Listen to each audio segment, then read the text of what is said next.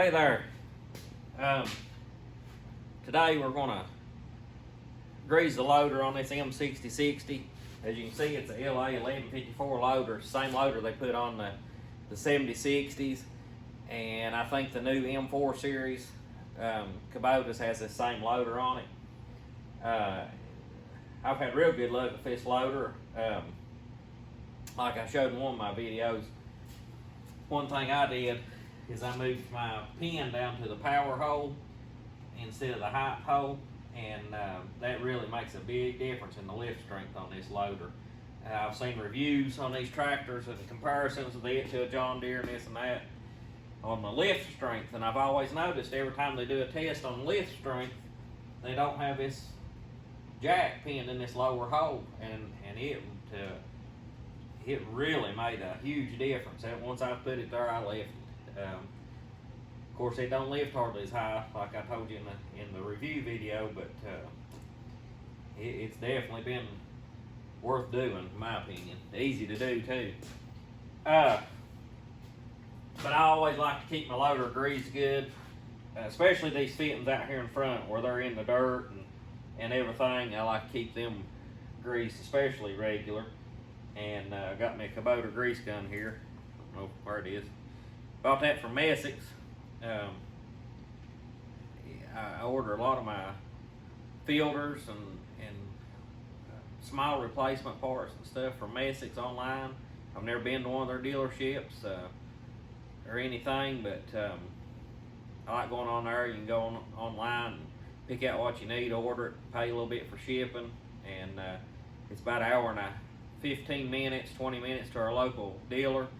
And if we go out there to pick something up, unless we're going for another reason, if it's just a special trip, what the shipping costs ordering it from Asics, you can go out there, you know, it's going to cost you that much in gas, and if you go, you're going to go out and eat and that kind of stuff, so you end up spending more going to the local dealership than you will just ordering it online, and save you couple hours, 3 hours out of your day by the time you get up there and back and do what you need to do.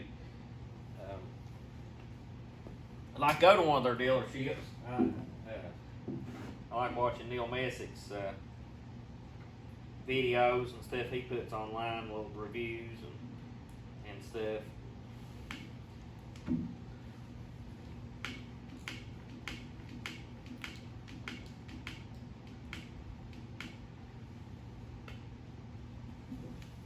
I was,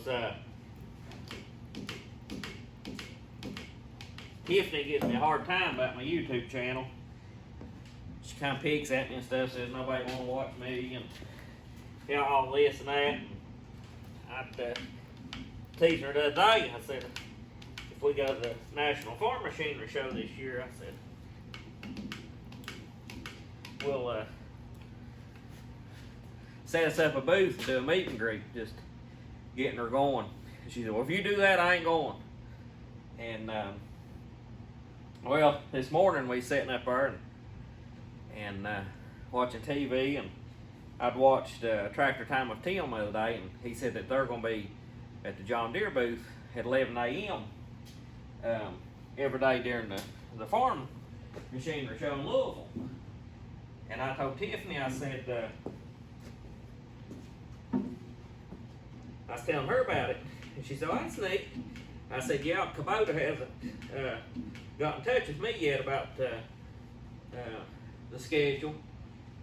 And she said, what do you mean? And I said, well, they haven't told me what time I need to be there for my meet and greets. Oh, she got a kick. She busted out laughing. But all seriousness, if you've never been to the National Farm Machinery Show, if you like equipment, you need to go to it, because I love it. It is so much fun for me. You know, that's my thing. That's what I like. But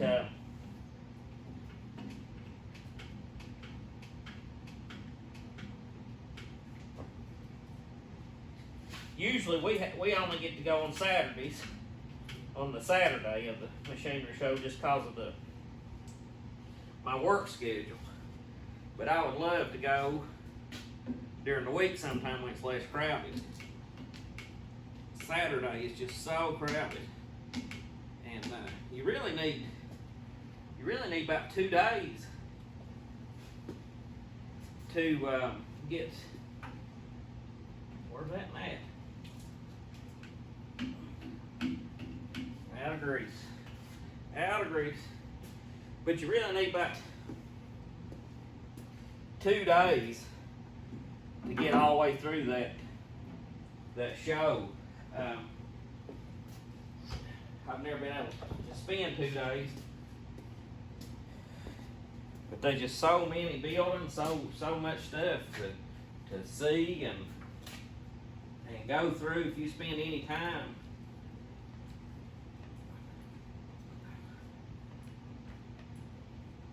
looking, you just can't get through it all.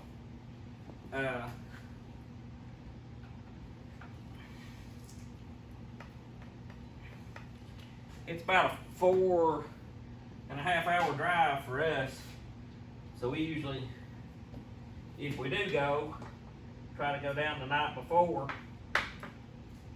and go to the show and then come back home on Sunday. But I don't know if we'll be able to go this year or not. I'd like to go if I could, but let me get me a rag.